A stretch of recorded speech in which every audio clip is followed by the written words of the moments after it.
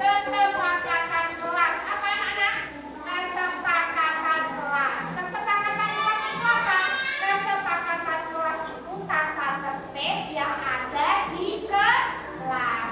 Bagaimana nanti kelasnya kita itu biar bagus, biar sip, biar jos ya. Nanti ada kesepakatan ke kelas. Nah, di sini di titik itu ada gambar. Nah, kita ambil contohnya satu ya.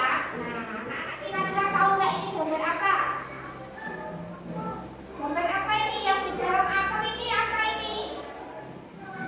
Mbak Yuni, siapa yang tahu di dalam apel ini gambarnya apa? Ada orang. Nah, orang ngapain orangnya? Membereskan mainan. Nah, nanti kesepakatan kelas kita hari ini apabila sesudah mainan kita membereskan mainan.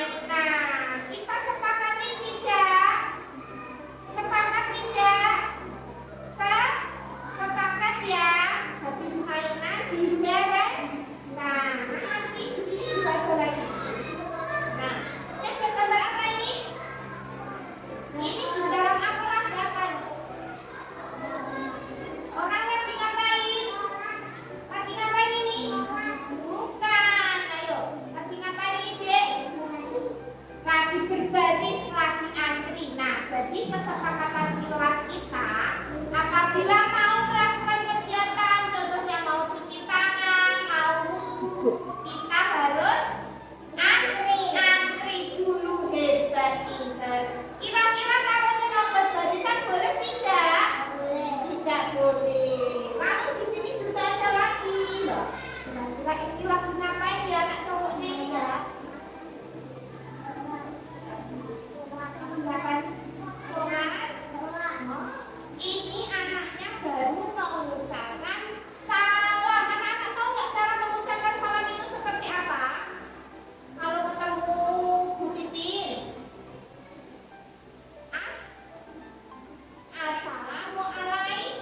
Assalamualaikum. Kalau kita mau ketemu Bu Titin di kelas, terus ketemu Bu Marsi, saling sambil bilang Assalamualaikum, gitu ya. Lagi. Nah, ini sambil apa ini? Makan sambil apa ini? Makan sambil makannya apa ini? Duduk apa berdiri? Kita kesepakati ya, kita sepakati kalau makan anak-anak harus duduk. Berdiri makan sambil berdiri boleh tidak? Sambil lari-lari boleh tidak? Tidak boleh. Kita sepakati ya. Oke. Terus ada apa lagi ya? Ini juga apa ya? Siapa yang tahu gambar apa ini? Lagi ngapain?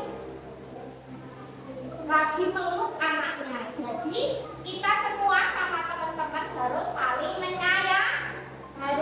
menyayangi. Kira-kira kalau sama temennya padu boleh tidak? Tidak. Harus saling menyayangi.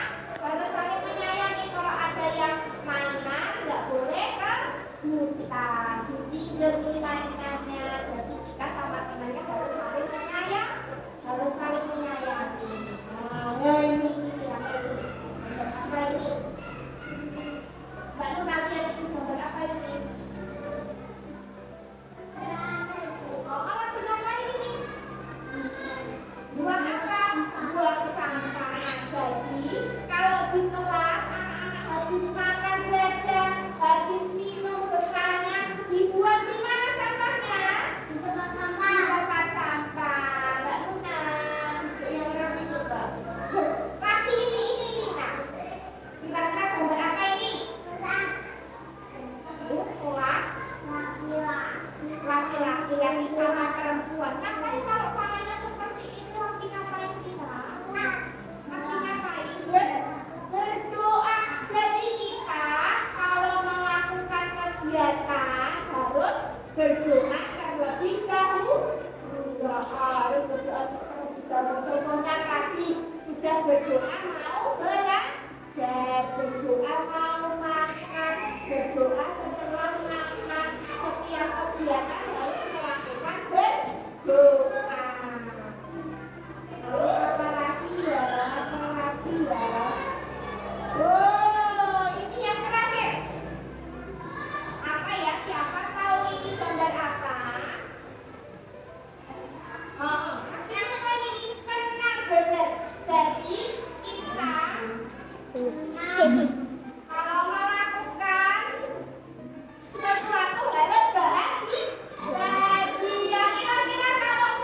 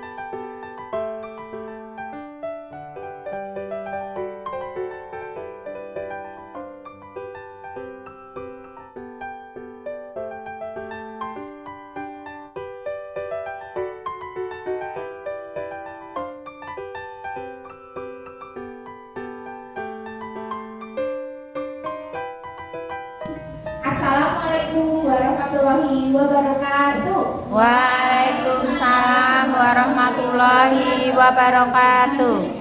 Perkenalkan, nama saya Titi Priagustina dari TK Aisyah 3 Bustanul Falsafah. Di sini saya calon guru penggerak angkatan 7 akan memaparkan tentang pengimbasan materi budaya positif.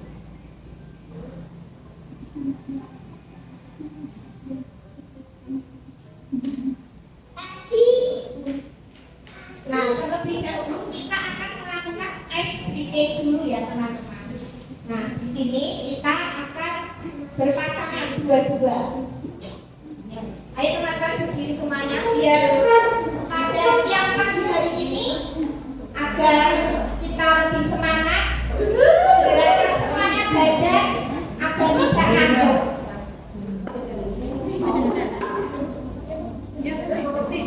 Aku kono. Kita berhadapan ya dua-dua berpasangan. Ini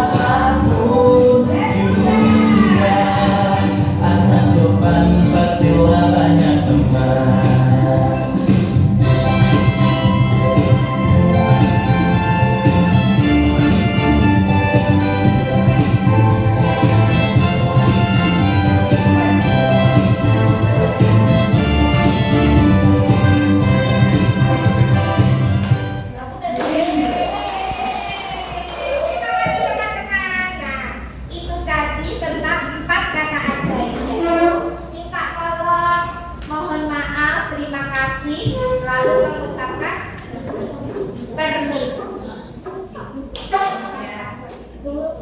Nah, kita lanjutkan materi. Nah, di sini saya akan menjelaskan implementasi budaya positif. Itu dibagi menjadi 7. Yang pertama, yang ketiga motivasi perilaku manusia, yang keempat keyakinan kelas, yang kelima kebutuhan dasar manusia, yang keenam posisi kontrol, dan yang ketujuh segitiga restitusi.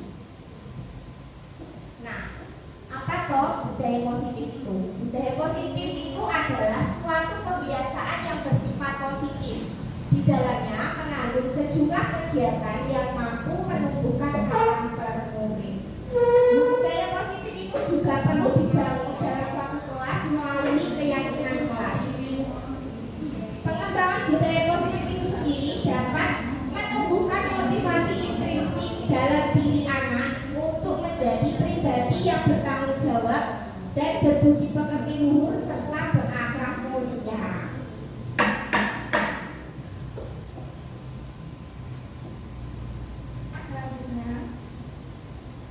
Yang pertama, apa itu pembelajaran paradigma baru? Pembelajaran paradigma baru merupakan pembelajaran yang berorientasi pada penguatan kompetensi dan pengembangan karakter yang sesuai dengan nilai-nilai Pancasila.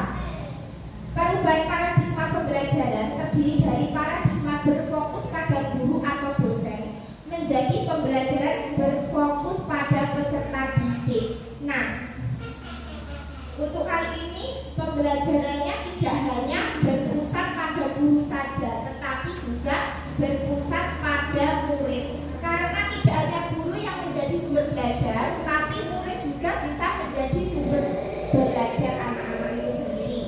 Yang kedua, disiplin positif adalah proses pembelajaran. Disiplin positif merupakan pendekatan mendidik anak untuk melakukan kontrol diri dan pembentukan kepercayaan diri.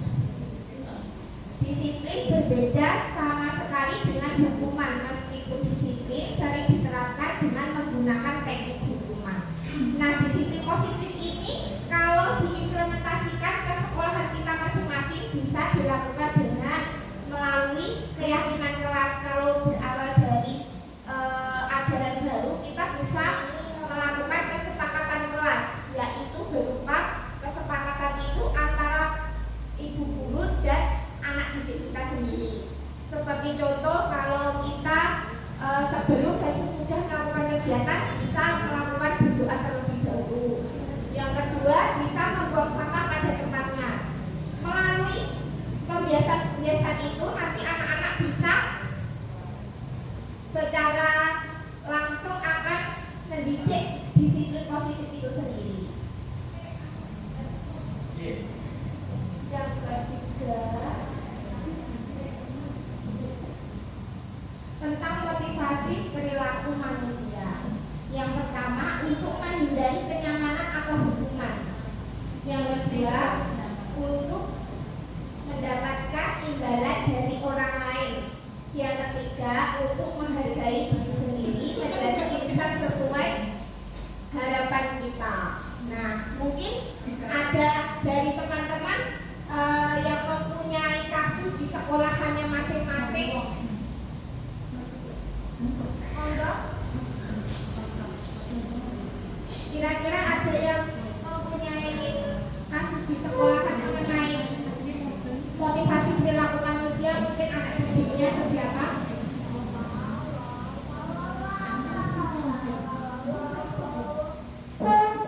Monggo dulu ya.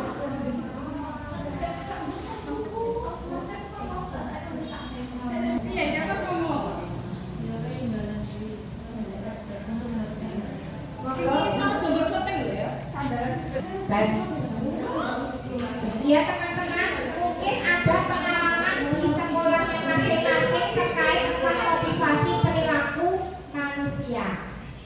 Mungkin ada? Saya Bu. Oh ya, monggo Ibu Nur.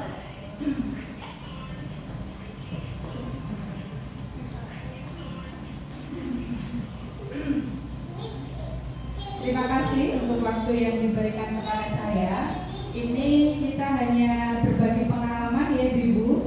Kalau di kelas saya, kebetulan saya mengampu di kelompok A. Jadi anak-anak yang usianya paling kecil.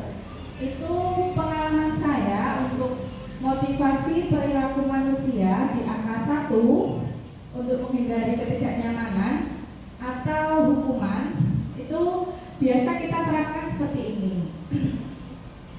Saya sama anak-anak itu bikin sebuah perjanjian. Jadi misalkan ada anak yang datangnya terlambat, dia akan mendapatkan hukuman atau mendapatkan apa ya istilahnya untuk anak-anak itu konsekuensi, yaitu kita tanyakan lagi kepada anak-anak, Dek, kira-kira kalau kita datang terlambat nanti konsekuensinya harus apa, seperti itu. Nah, dari anak-anak itu menjawab, ketika mereka datang terlambat mereka harus merapikan mainan. Jadi setelah ketika ada anak yang datang terlambat, kemudian waktu bermain di dalam kelas, anak yang datang terlambat itu harus menyadari diri dan merapikan alat permainan, seperti itu.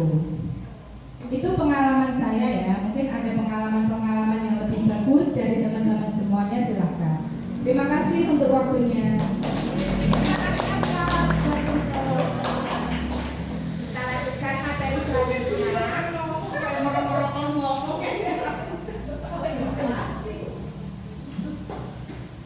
Yang keempat, tentang keyakinan kelas. Keyakinan kelas adalah satu disiplin positif yang bisa kita terapkan dalam membangun budaya positif di sekolah. Dengan adanya keyakinan kelas di setiap kelas diharapkan dapat mewujudkan tujuan pendidikan yang berorientasi pada profil pelajar Pancasila. Yang kelima, kebutuhan dasar manusia. Terdapat 5 tingkatan kebutuhan dasar manusia. Yang pertama, kebutuhan fisiologis. Yang kedua, kebutuhan akan rasa aman. Ketiga, kebutuhan akan rasa memiliki dan kasih sayang. Keempat, kebutuhan akan penghargaan. Dan kelima, kebutuhan akan aktualisasi diri. Nah, dari kelima tingkat kebutuhan dasar ini, apabila salah satu itu kurang, pasti ada kesalahannya. Sesuatu yang 5 kebutuhan dasar itu. Dan selanjutnya tentang posisi kontrol. Posisi kontrol ini dibagi menjadi 5. Yang pertama, penghukum. Seorang penghukum bisa menggunakan hukuman fisik maupun verbal. Orang-orang yang menjalankan posisi penghukum senantiasa mengatakan bahwa sekolah memerlukan sistem atau alat yang dapat lebih menekan murid-murid lebih dalam lagi. Guru-guru yang menerapkan posisi penghukum akan berkata, patuhilah aturan saya, awas ya. Yang kedua, membuat rasa bersalah. Pada posisi ini biasanya guru atau orang yang akan bersuara lebih lembut membuat rasa bersalah akan menggunakan keheningan yang membuat orang lain merasa tidak nyaman, bersalah atau rendah diri. Kata-kata yang keluar dengan lembut akan seperti, Bapak sangat kecewa sekali dengan kamu. Yang ketiga, posisi kontrol yaitu teman. Guru pada posisi ini tidak akan menyakiti murid, namun akan tetap berupaya mengontrol murid melalui pendekatan persuasif. Posisi teman pada guru bisa berdampak negatif atau berdampak positif. Berdampak positif di sini berupa hubungan baik yang terjalin antara guru dan murid.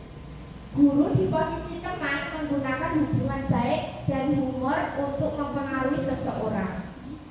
Yang keempat, posisi pemantau. Memantau berarti mengawasi. Pada saat kita mengawasi, kita bertanggung jawab atas perilaku orang-orang yang kita awasi. Posisi pemantau berdasarkan pada peraturan-peraturan dan konsekuensi. Dengan menggunakan sanksi atau konsekuensi, kita dapat memisahkan hubungan pribadi kita dengan murid sebagai seseorang yang menjalankan posisi pemantau. Pertanyaan yang diajukan seseorang pemantau seperti, peraturannya apa ya? Apa yang telah kamu lakukan? Yang kelima, sebagai manajer. Posisi di mana guru berbuat sesuatu bersama dengan murid, mempersilahkan murid mempertanggungjawabkan perilakunya, mendukung murid agar dapat menemukan solusi atas permasalahannya sendiri. Seorang manajer telah memiliki keterampilan di posisi teman maupun pemantau, dan dengan demikian bisa jadi di waktu-waktu tertentu kembali kepada kedua posisi tersebut bila diperlukan. Namun bila kita menginginkan murid-murid kita menjadi manusia yang merdeka, mandiri dan bertanggung jawab, maka kita perlu mengacu kepada restitusi yang dapat menjadikan murid kita seorang manajer bagi dirinya sendiri. Di manajer, murid diajak untuk menganalisis kebutuhan dirinya maupun kebutuhan orang lain. Di sini penekanan bukan pada kemampuan membuat konsekuensi, namun dapat berkolaborasi dengan murid bagaimana memperbaiki kesalahan yang ada. Seorang manajer akan berkata, apa yang kita yakini.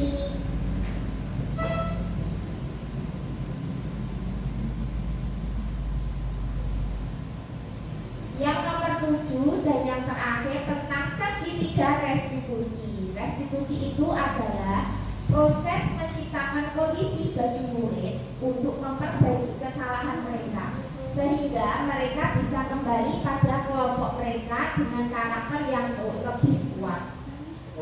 Segitiga restitusi itu mempunyai langkah-langkahnya. Yang pertama, menstabilkan identitas. Yang kedua, validasi tindakan yang salah. Yang ketiga, menanyakan keyakinan. Nah, berikut adalah paparan dari saya tentang budaya positif.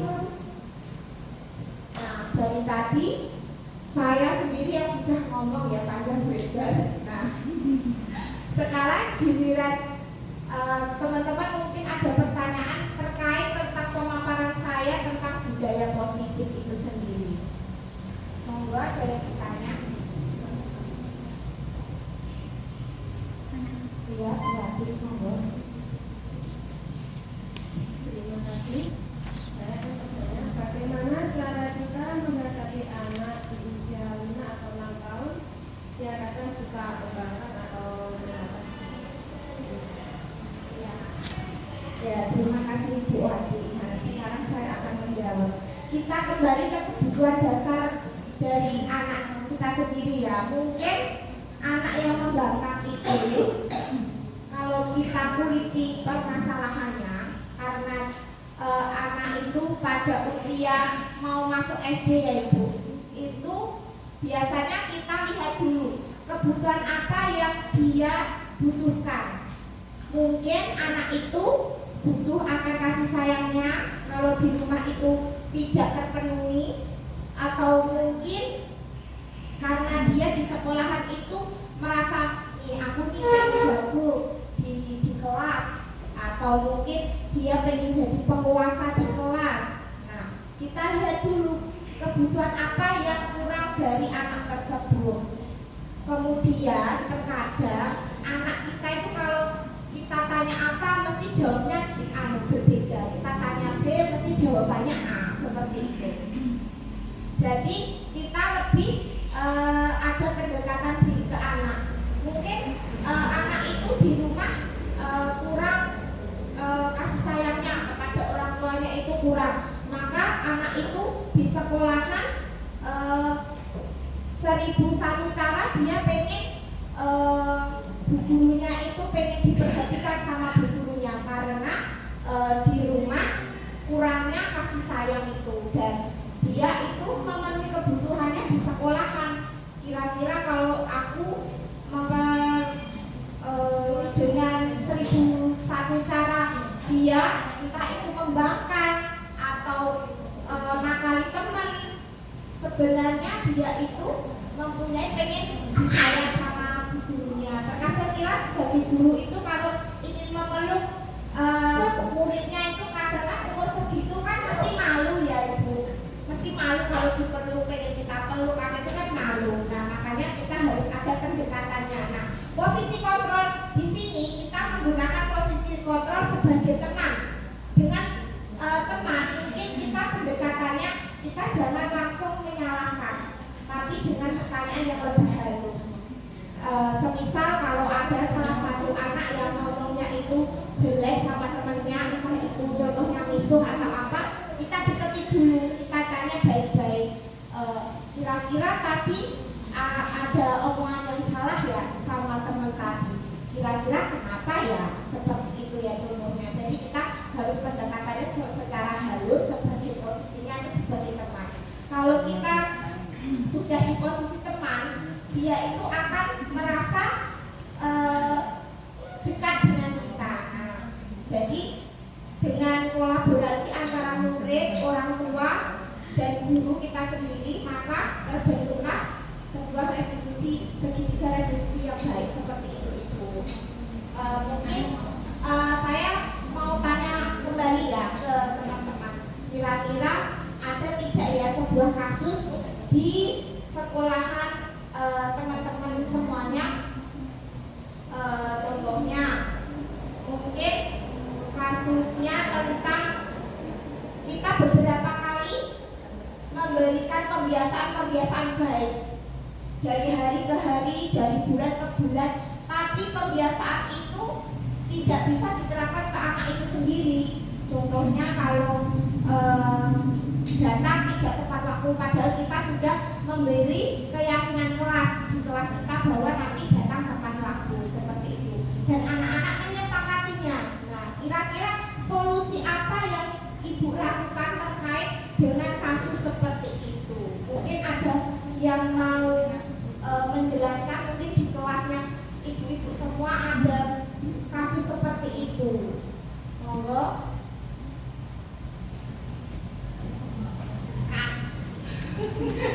Terkait dengan budaya positif ini sendiri, semisal ada kasus tentang anak yang tidak memakai seragam sesuai dengan jadwalnya di sekolah masing-masing, kira-kira solusi apa yang ibu lakukan terkait anak tersebut? Monggo, ada yang mau menjelaskan? Mungkin ada kasus seperti itu di sekolah masing-masing, ibu. Ya, bisa monggo. Terima kasih waktunya untuk saya. Kalau di sekolah saya pegang kelompok B yang mulai bisa memahami suatu hari ini. Nah, itu masih memakai seragam yang berlarut-larut, ada kesalahan hari demi hari. Misalnya seperti itu. Misalnya hari Senin dia memakai hari Selasa dia memakai hari Kamis. Kita nanti jelaskan pada anak itu, kita perlihatkan seragamnya. Ini hari Senin, hari Selasa, sampai hari Sabtu. Kemudian juga kita nanti dari segi positifnya juga ada hubungan dengan orang tua murid. Jadi itu tidak hanya kesalahan dari anaknya, mungkin itu dari orang tua muridnya. Jadi misalnya ini hari Senin, anak pulang, kita nanti solusinya besok hari apa? Hari Selasa. Kita WA orang tua muridnya untuk mempersiapkan baju hari Selasa. Jadi nanti setelah datang hari Selasanya sampai rumah, anak paginya bisa memakai seragam hari Selasa. Begitu juga nanti Selasa kita ingatkan lagi untuk anaknya, dan orang tua murid kita WA biar ingat hari ini hari Selasa, besok hari Rabu tolong dipersiapkan hari Selasa anak pulang untuk memakai baju hari Rabu, biar tidak berlarut-larut keliru. Terus kalau anak itu memang itu anak ingat hari ini, ingat besok memakai apa, waktu tiba waktunya besok dia lupa. Yang harus ingat adalah orang tuanya. Kita ingatkan, jadi di samping ada hubungan dengan anak, juga ada hubungan dengan orang tua murid. Untuk segi positif, budaya positifnya yaitu mempersiapkan hari ini untuk kegiatan besok. Intinya mempersiapkan baju hari ini untuk baju besok. Jadi biar tidak lupa. Itu cukup dari saya. Terima kasih.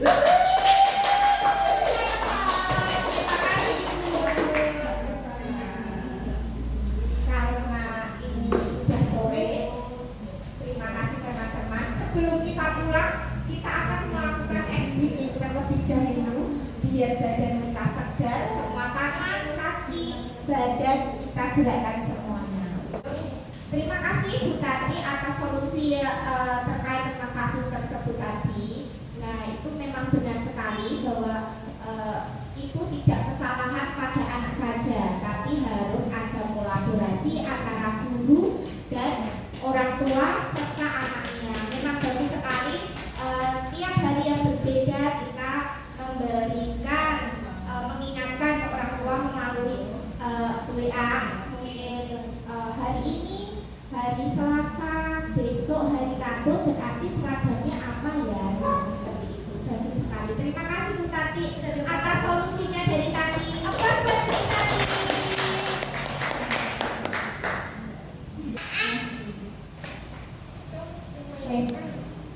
Sebelum kita akhiri, kita melakukan extracting terlebih dahulu.